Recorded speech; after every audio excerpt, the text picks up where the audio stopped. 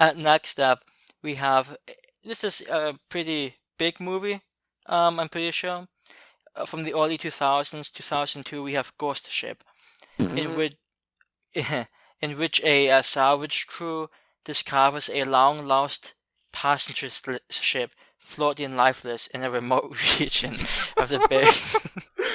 Don't you just I call this ghost shit and you're talking about a floating turd in the sea? and so these people go out to the ship. They want to try to salvage it, see if anything is worth finding, and then ghostly things start happening. This is a movie that I've known about for since I was a kid. I never saw it until just yesterday because I pretty much knew. I thought I knew what the movie was going to be, just sort of generic Hollywood ghost type stuff. And one of the reasons I thought that was because the director who did this also did 13 Ghosts from 2001, which is another movie which has generic ghost stuff in it. So I just thought, it's probably not going to be much better. And I actually think it's probably a bit worse. I mean, the movie's, it's not like, I don't know, it's probably not like a god awful movie, but it's just so Hollywood. Even like the plot twist at the end, like, yeah, to be honest, like 40 minutes before I stopped caring. So, I don't know, there's a few recognizable faces, but it's not really a movie I think is all that much worth it.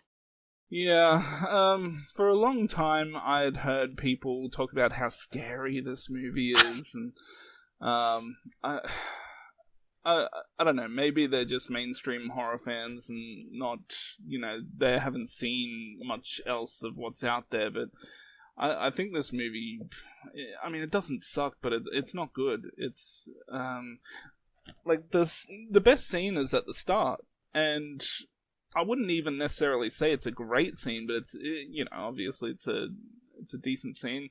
Yeah, some of the special effects are pretty dodgy during that scene. Yeah, yeah. But that the best scene happens at the start, so everything else is just downhill. I mean, there is one hook death that's kind of cool closer to the end, but outside of that, it was just your like prototypical early 2000s horror movie. It just feels like every other horror movie that studios were putting out then. It didn't really, yeah, it didn't do anything for me. I mean, I don't even think the music really suited the movie. You're not a Mad Vein guy. I am actually. I bought their first CD that like day one, their first CD. So, and well, the song they play over and over in this movie is from their second CD. But I mean that the one highlight is that they have a Mudvayne song in the movie. But the unfortunate thing is it doesn't really suit the movie.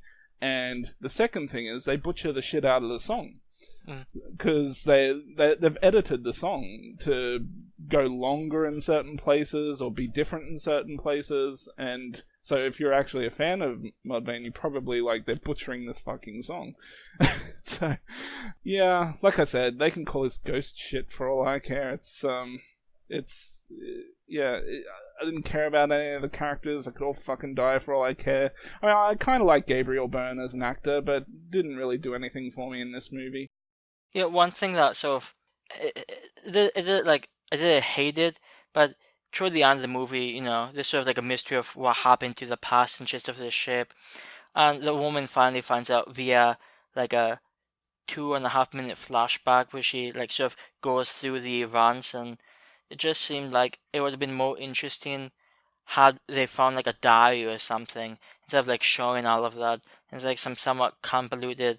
Hey, they found this gold, and then these people got to this ship, and I don't know, it just felt like too much. And at that point in time, like what were they trying to? Like I don't know. I feel like people probably were all that much amazed by that point in time anyway, so it just felt sort of pointless. Hmm. And plus the whole thing was like this friendly ghost trying to help. Like I just don't care. I mean, yeah, it's not my type of thing. And like you said, it just feels like so many of the other movies that came out around that time.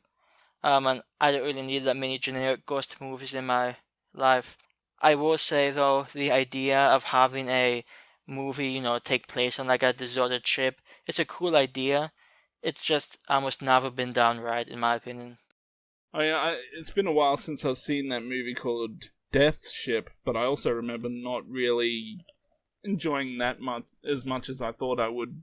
Yeah, from 1980. I saw that movie a few Octobers ago, and that movie felt pretty lifeless because it's Death Ship and it's jiggy humor. But no, I would say this movie's probably just a little bit more watchable than that one, just because it's not nearly as dry. But it's certainly just by degrees. This movie's certainly not good. Like the whole thing with the singing girl and the black guy, it just, oh hey, I'm going to marry this my fiance shortly, so I should be attracted to her. But it's just, I just didn't care for that whatsoever. She had a nice voice, but I'm probably going to throw this one a. I actually haven't written any review yet, so I'm just going off the fly. I'm going to throw this one a 5 out of 10. It's not like it's a terrible movie, but it's pretty unremarkable, and I can't really find much of a reason aside from the interesting setting. And the story itself has potential, and just the direction they go just sort of loses me. And like the Hollywood explosion at the beginning, I just could do without that. So yeah, I'm just going to give this a 5 out of 10. I can't imagine one to see this again anytime soon, but if you like movies that have ghost ships in it, might as well give this one a shot. Yeah, I also give it a 5. It's not special at all. It's not scary at all.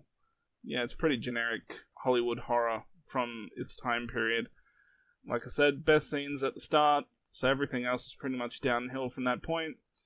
Having Mudvayne's a plus, but the song doesn't really suit the movie, plus they butcher the song, so, it doesn't deserve any good rating.